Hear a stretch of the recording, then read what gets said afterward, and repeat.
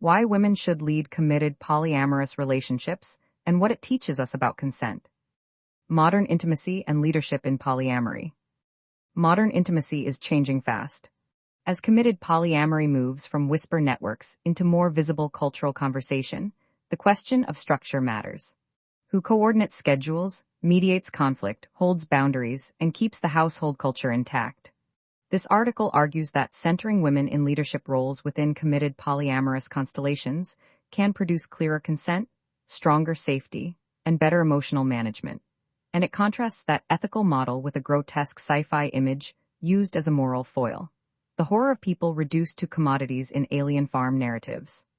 The case for women as leaders. Relational fluency. Many women are socialized and experienced in emotional coordination and caregiving systems that translate directly into skills for balancing multiple intimate ties. Leadership that recognizes and formalizes those skills moves emotional labor from invisible expectation into negotiated responsibility. Safety and consent culture. Women in visible leadership roles can prioritize explicit consent frameworks, sexual health protocols, and communication norms that protect everyone in a constellation. Organizational effectiveness. Coordinating calendars, finances, household needs, and ritual life across several partners benefits from a trusted steward who can also delegate and rotate duties. Visibility of labor and rewards.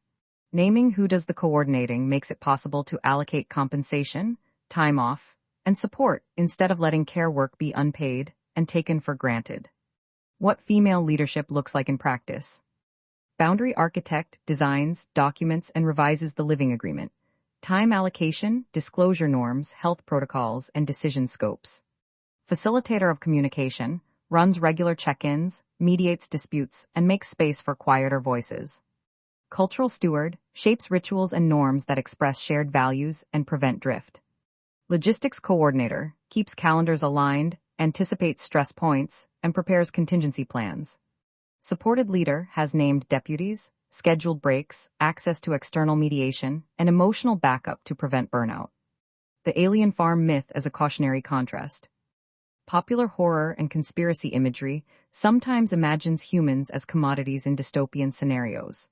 A farm where bodies are harvested, cataloged, and exploited.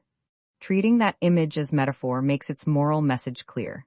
Any system that commodifies people, erases consent, or concentrates unchecked power is abusive by design. Using the alien farm fantasy as a foil sharpens the argument for ethical leadership. The opposite of exploitation is a transparent, accountable governance built around revocable consent, documented agreements, shared power, and visible care for everyone involved.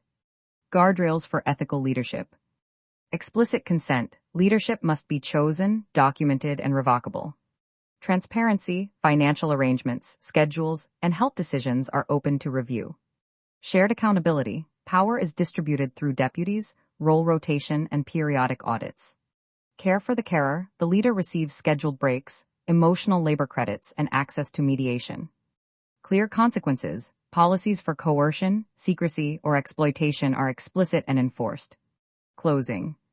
Putting women in visible leadership roles in committed polyamorous relationships is not a mandate but a design choice. When chosen freely, resourced fairly, and held to rigorous standards of consent and accountability, it leverages relational skill, clarifies invisible labor, and builds safer, more resilient constellations.